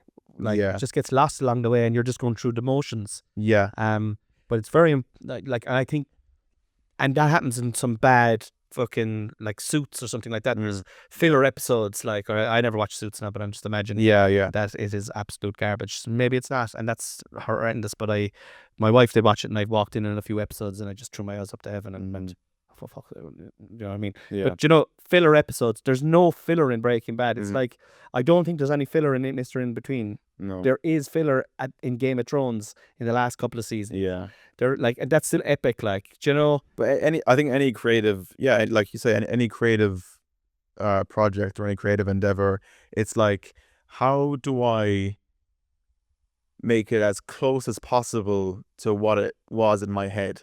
How do I lose, like a fact I love is Usain Bolt, and how it always used to seem like he would speed up towards the end, and it's like what was actually happening there is he slowed down the least. So in the final 70 to 100 meters, he was the runner, he was the fastest runner in the world. He was the runner who slowed down the least. Everyone slowed down at a quicker than him. And you'd have fucking not done that, and they would have won. Exactly, I know, yeah. Or run just a bit faster. But maybe try and look at creativity the same way. It's like the longer I work on this, Like, I need to make sure that it doesn't move further away than what it originally was supposed to be.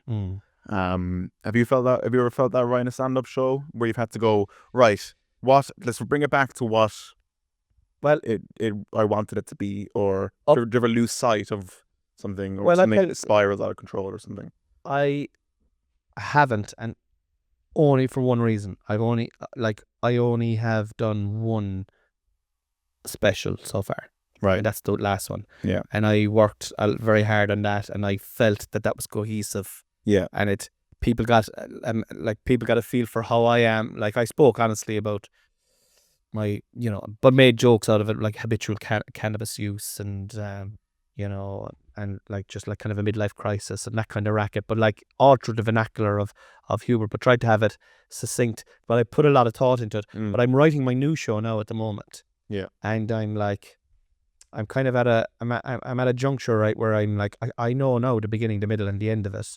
I have to write it all, though. All the hard work is ahead of me now, right? But I know but then I'm thinking to myself, am I happy with the beginning, the middle, and the end of it? Just because I was happy with it 2 months ago when I had the concept, I'm like, there's no poems in it. No, am I happy not to put any poems into the? And am I aiming too much for this to try and please people? Am I being true to what I actually? I'm having these kind of questions within myself at the moment, because I don't want to, like, I think it's it's easier if you're trying to please the masses. If you're writing a joke, there's a way of saying it that's more palatable to the masses than if you wanted to say it with a like a kind of a more, like, I suppose, saltier way of expressing it, and which may not be popular then, like, I know. and but it might be what you find a better way of doing it, and like you kind of wrestle with that. I'm kind of wrestling with that at the moment, but I'm glad that I'm wrestling with it, like, as opposed to not considering it, if you know what I'm saying. Is that a kind of a like how do you find, because like the most enjoyable part of creating anything is when you have the idea for it, and then you have to go, oh fucking hell, I have to make this now. I have to put the work in, and that's when you find out if you want to do it or not, because am I gonna go through a little bit of pain for this, because we want to just fast track to the moment where it's like it's there, it's done, it's ready, like, what's the question? I can't remember. Like, do you enjoy, or are there any points where the process of writing a show or writing stand-up gets difficult, and you kind of just want to go back to the nice bit where you kind of had the idea and you weren't in this sort of like It's like the part? it's like the slowing down analogy. Like, you're either going to slow down and join the pack, or slow down less and stay ahead. Yes, yeah. Do you know what I mean? Yeah.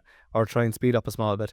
I feel like if it's not fucking scaring you, and that's like, I don't want to be like petrified either at the same time. Like, I don't want to write this second show so fast. I don't want. I want to be able to sit inside in my couch on Wednesday nights and take my kids to bed. I want to just be up and fucking around inside in Cocoa Club, hosting and talking shit to people. I want to be around every Saturday night or every Friday night. I want to be at the late Toy Show with my son this Friday night. That's what I want, right? That's what I really want, okay? But if I have that, then I'll be desperately, desperately sad inside. Because what I really want is to express myself through my work. And there's sacrifices in that. Like, some people might be listening going, oh, I'd never give up now watching the late Toy Show with my kid. But like, me and Noel do so much with our kids that, like, and they're, for example, he's going out now staying with friends to watch that, and Noel's going over with them. But you have to make sacrifices, like, Yeah. and if you don't, you're not going to get. You're not just not going to get any. Like it'd be easy for me to stay in the Coco Club. It'd be easy for you to just fucking, do football matches and do work that doesn't put a bit of oomph into you. Well, I'd be afraid if I stopped that I wouldn't get back on the horse.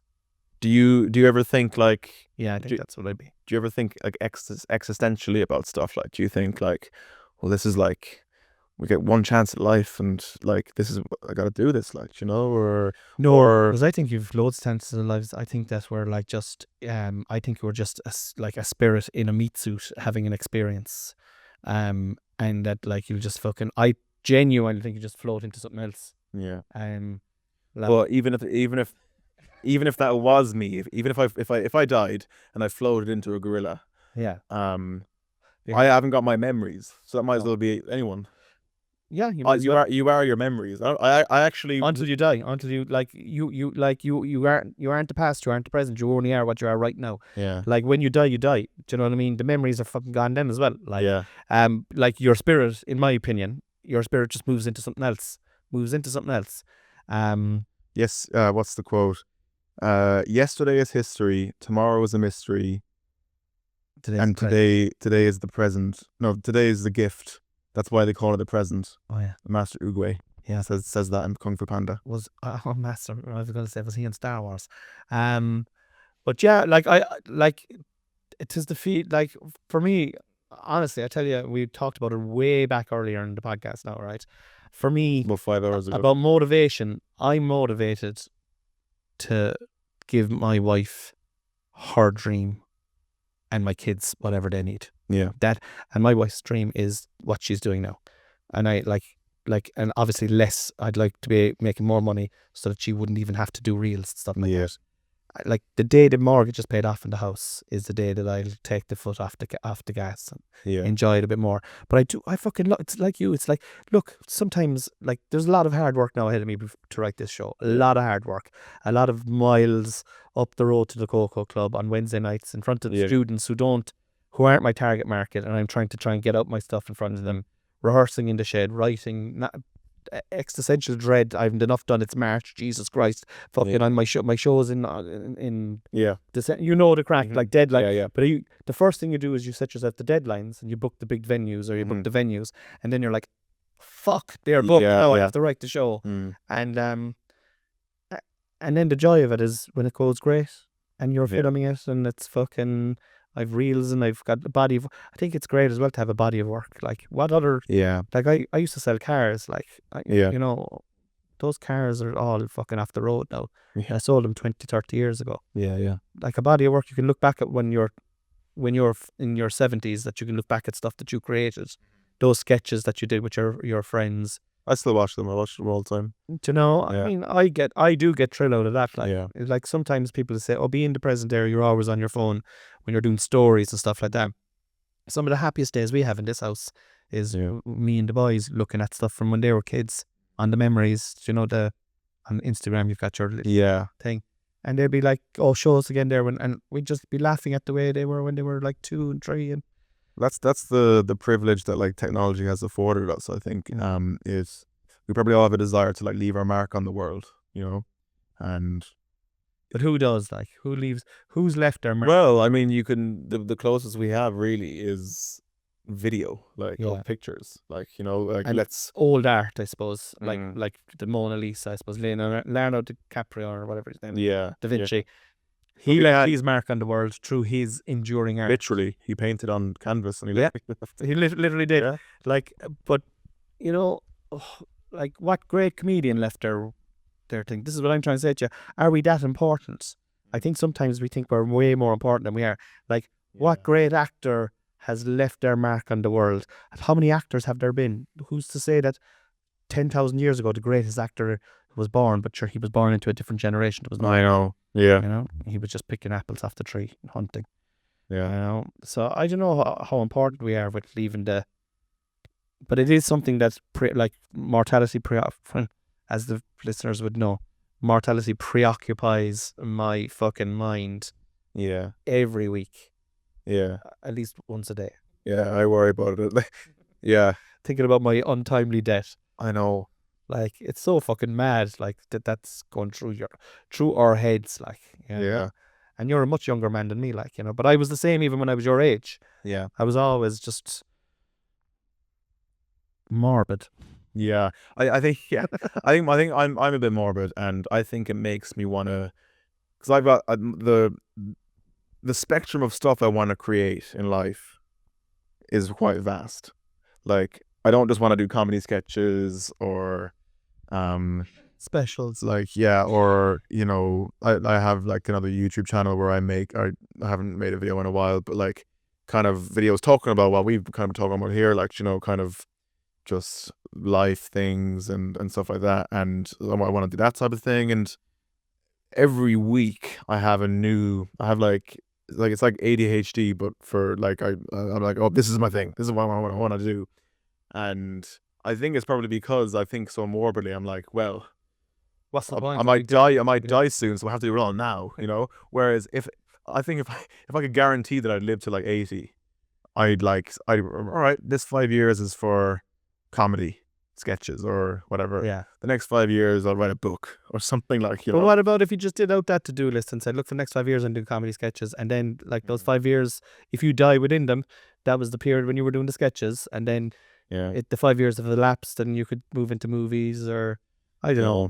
I'm the same. Like I'd be leaving. Like I have talk about affirmations. One of my affirmations I do all the time when I'm on the road is, the universe protects me and all who travel on the roads I travel today. And I'll say that to myself maybe 10, 15, 20 times. I'll hop into the car. I don't care who's in the car beside me. I'll say it. Yeah. Say it out loud. The universe protects me and all who travel on the roads I travel today. And because if I don't say that, or if I've forgotten to say it, I'd be like, shit, I never said that now. What about if I'm in a fucking car accident here now? Yeah, I know. Do you know? Yeah. Does that ever, like, That's what it does. these are weird thoughts that you know. No, yeah. Fuck it, I never said that. No, that's mad. No, fuck it, I better say it there now quickly. Yeah. And Like, what will happen now if I died here? No, Jesus Christ, how will they get on without me? yeah. They'd be fine. Or I'll be driving and approaching like a traffic light, and I'll be like, it'll be red, and I'll be like, if this doesn't go green, by the time I get there, all my family die. I've often thought that. And it goes green, and I'm like, oh, Yes. they're alive. Yes.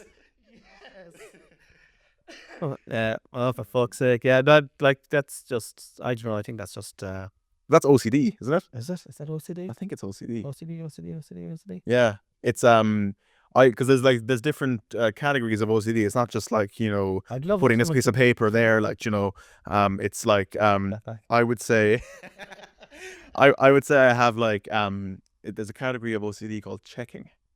So I have to, like, my brain has to check things. So because I think quite morbidly as well.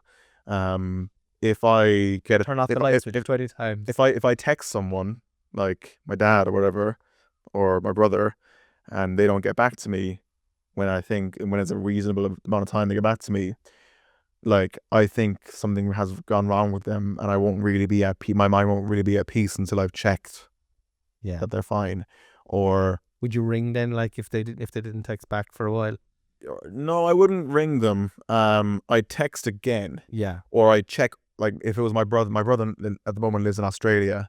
The time difference there then as well. Time difference, like, but like when someone you love is so far away, you have such little control over their safety, like, not that I have ever had control over a family member's safety, even when they live in the same house. Yeah. Like, you can't. But I can't know guarantee everything. it's the feeling of But control. I'll go on to his Instagram and be like, all right, online 7 hours ago, but with the time difference, that's reasonable because blah blah blah.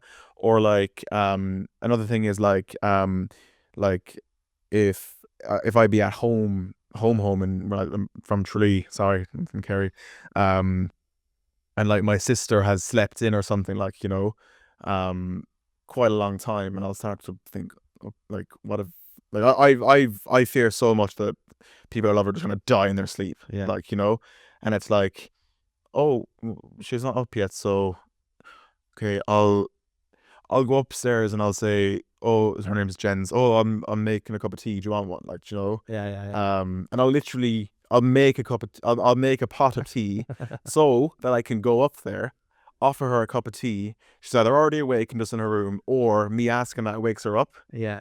And she's like, yeah, I'll be down in a minute. Still alive. But then I can go, she's alive. And I've checked it, you know. I think I used to get a similar thing back when I was single, and I used to always think that despite all the signs were there that this person liked me still, That they didn't like. you think or I need a new, or even in friendships, it's like I need a new sign, a new signal that Constant this person's- validation. Yeah. I'm the same, man. I'm the same, and that's why And it's not shallow. It's like it's okay. No, yeah, it's a- certain constant validations aren't healthy. I don't think it's shallow. Um, It's a need. It's something that you need to feel relaxed, to be less anxious. Like Yeah. that's why I bring it back to Noelle again. Like Noelle is the perfect partner for me, and I think I'm the perfect partner for her. She'd disagree with that, but like she's very good. Like she'll tell me she loves me maybe 5 or 6 times a day. Yeah. Do you know what I mean? She'll like I could be in a bad mood and she'll give me she'll just Yeah. give me a hug. Yeah. She'll just give me a hug. She'll squeeze me, and you know, and then she'll compliment me, and then I'll do the same. Then Yeah. I will do the same, Yeah. and it just starts this little conveyor belt of love, Yeah. and we're just two hamsters on the wheel. And it's just, but like if I wasn't getting that, Yeah. I would be a different person. Yeah. You know, I would be like, I'd become neurotic. I'd be like less so online now. Before, years ago, if people didn't like my stuff, especially if you're, you know, like your fellow comedians, if you made something and it wasn't liked by people that you admire who are Mm-hmm. purporting to be your friends, and Yeah. you know, I used to take that to heart. And Yeah. but this is a long time ago now. This is like 10 years ago. Like nowadays, I couldn't. I just put up so much stuff. I don't even look at who Yeah. likes it. Like, Yeah. Yeah. but like that used to affect me. Like it affect me in a bad way. Plus Like, the checking is like the checking Yeah. of likes Yeah. and like, you know. the count. Oh yeah, counting the likes and looking at how many likes you get in that. And Yeah. yeah, that's that hasn't helped the world's OCD problem. But I definitely think there's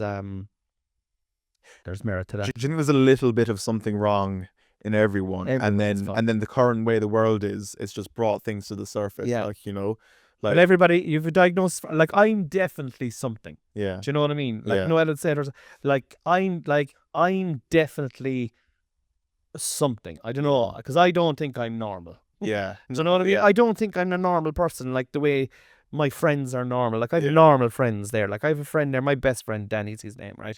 He's the most normal person you could meet. Like he's Yeah. so normal. He's a lovely fella. He's a great heart. He's a hard-working fella. He's like doesn't fucking have the whims, like Yeah. a whim that I'd have. Is he extroverted in groups? He's introverted. He's introverted. Yeah. Interesting, because Yeah. I get I when I'm in a group and I'm like just not able to join in, I'm like, oh yeah, I'm not normal. Like I don't fit in here.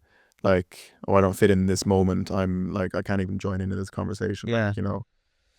Yeah, and like, I'm not speaking for him now, but like he's introverted, but he's also able to, and some people are introverted are able to, is also able to just be social, but it would take a lot out of him, like, you know, Yeah.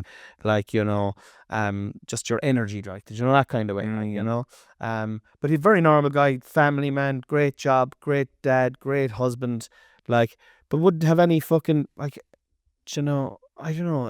I definitely think that there's something fucking wrong with me, or right with me, or left with me. Yeah. And I think Would it help or not help to know? I couldn't give a fuck. Yeah. Like some people now are going off getting tested for ADHD Yeah. or for autism and for all these kind of things. I don't really care. Like I'm not going to. It's not. Am I going to change? Yeah. I'm not going to. Like I'm not mad. Like No. Yeah. I'm mad. Like Yeah. they exist. Yeah. But like I do have those kind of thoughts that you're talking about. Sometimes I'd have mad fucking crazy thoughts about things that I know that normal people are just thinking about ledgers and pints of milk and let's get a sliced pan there now and fucking like I never know what's going on. I don't know if you're like like all the birthdays. Like if the dads are sick there, I'd be like, I wouldn't recognize life a lot of the time. Yeah. And then I'd recognize other parts of life in minute detail. Which Yeah. is mad. But how are we getting on? Jesus Christ, Dave, this is the Is last. the camera still recording, do you think? I don't know. Do you want to have a look? I'll have a look. Have a look there. We're on to the last question. I hope it is. Yes. Yes. It's on anyway. Is it recording? I hope. Oh, card full. Card full. Fuck. I wonder That's when grand. it filled up. That's grand. I'll put it up as it is anyway. And Just I don't know, just have a black screen and just the audio. yeah, Dan could do that actually, couldn't I? Just post it, Yeah. and then just have like a 10-second black screen. When the video cuts out, the video cut out, but the remainder is audio or something, and just play the audio. Genius. That's genius. Now, because I wouldn't have known, I would have just put it up and I would have just ended for no context. But if you're listening, guys, and if you're watching on YouTube, then we've clearly done what you've just said. We're done. Yeah. And if you're just listening to it and search for it on YouTube, then it hasn't been done. No. You know? Yeah. We're on to the last question, right? I don't think we've given away any spoilers really, even on the topic. I tried not to. Yeah. Yeah. Especially that person, one of your listeners, who's going to watch. Yeah. The one. Better Call Saul and then Breaking Bad. The last question is Jimmy, and Kim. True love? ? Discuss. Ooh. One of my favorite parts about Better Call Saul is I love it when a TV show or a movie sort of like plays a magic trick and goes, this is what this is. And then at the end you go, oh, it was this other thing all along. And so I think Better Call Saul all along was a love story. It wasn't about crime. It was like, I think it was about Jimmy and Kim, and it was a love story. But when you're watching it, you're like, this isn't a rom-com. This isn't this is not a love story. And true love. What is true love? I think, to answer the question, I think it was true love from Jimmy's point of view, but it wasn't from Kim's. And without giving away a spoiler, I think Jimmy proved his love when his final act. Yeah. Kim. And I think because I just think like, and Kim is an interesting character. I found her so abrasive, and I found her so hard to like. And even when she broke bad, she still was I found her unlikable. Really? And I felt for Jimmy at the end of it. I felt for Saul at the end of it. I felt for fucking slipping Jimmy. And I think from a true love perspective, his gesture was undeniable. Yeah. It is undeniable, like, in my opinion anyway. What is true love? I think that was true love. I think that's a gesture of true love. That is an expression of true love. That is a physical, mental decision that exemplified his feelings. His true feelings. Because what did he win? He lost everything. Yeah. And he could have. That's the thing. He ultimately had that choice, which also comes back to, I think, ultimately his heart is, he wanted to be loved as a kid. Yeah. And he wasn't. He wanted love, especially from his brother. Yeah. And had he gotten unconditional love, his love was always had conditions. Yeah. And ultimately he was a broken child. And all he wanted was love. And he had love. And he that's my opinion anyway on it. But I want your opinion. I hope it's different. I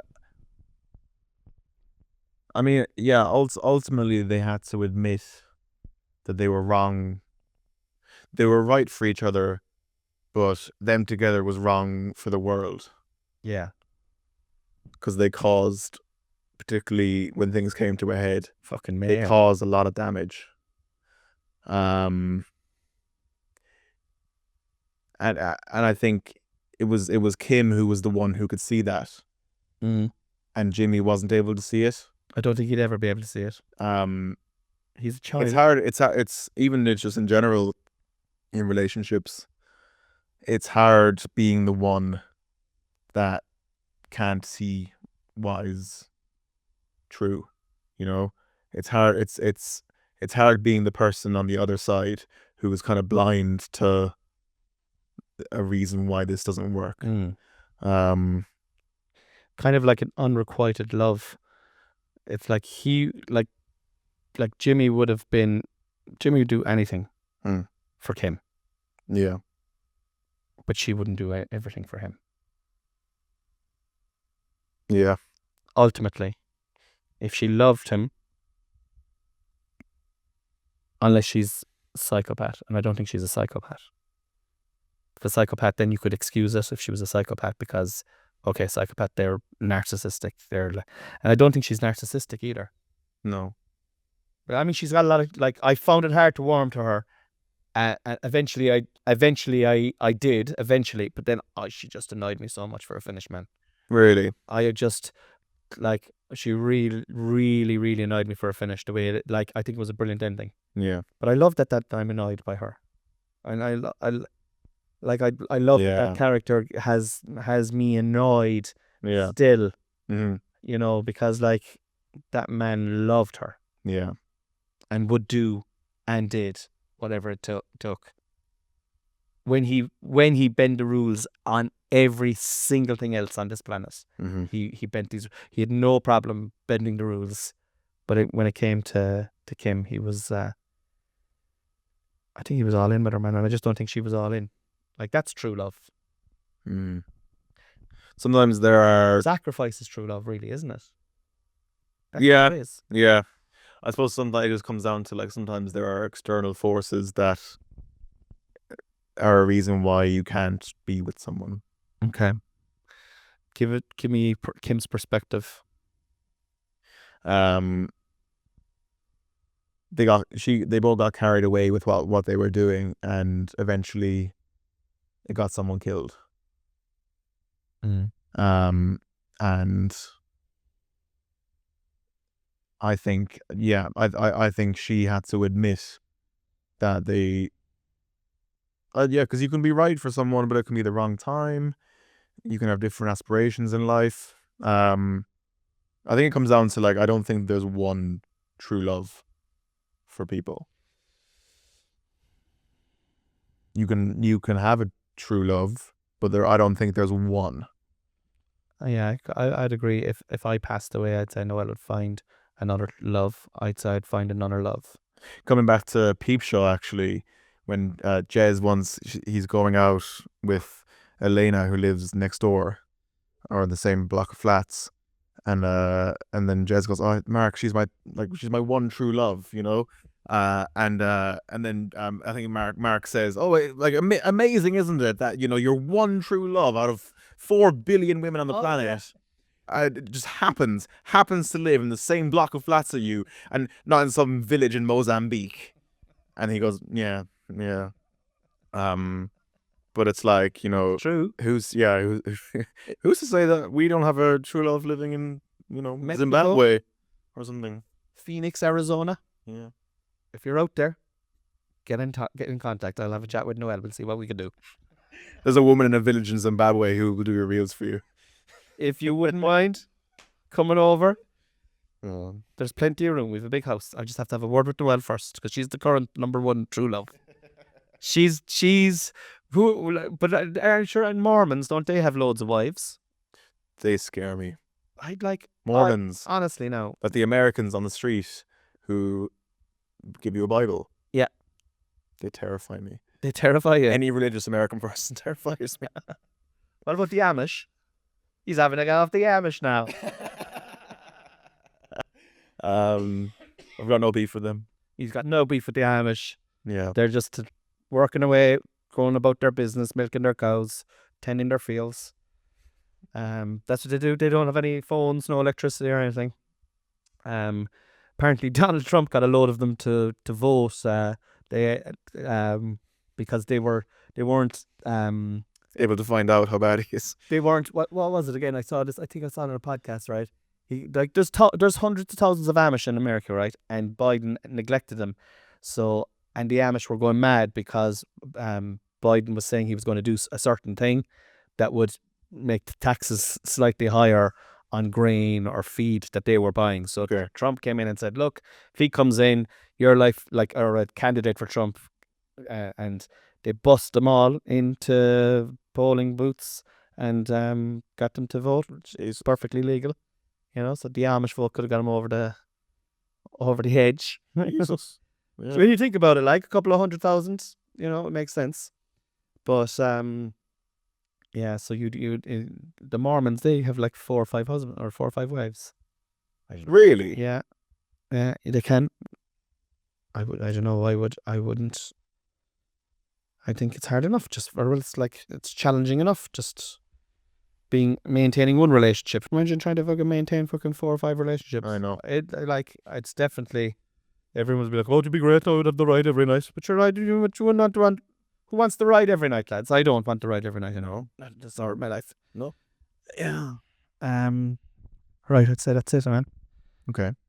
Thank you for chatting. Thank you for chatting. This is the longest podcast we've ever done. Wow. Yeah. Do I take that as a compliment? That's a massive compliment, man. I really did you enjoy yourself? I did. Yeah. I really enjoyed myself. I enjoyed it as well. I enjoyed the thought experiment, the conversations. Yeah. I enjoy thought experiments. I really do.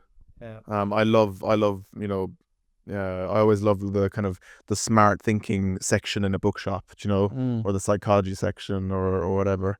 Just talking out concepts, whether they're right or wrong, like just getting different opinions. And using Better Call Saul as a good little vernacular to use as little kind of segues into philosophical ideals and ideas.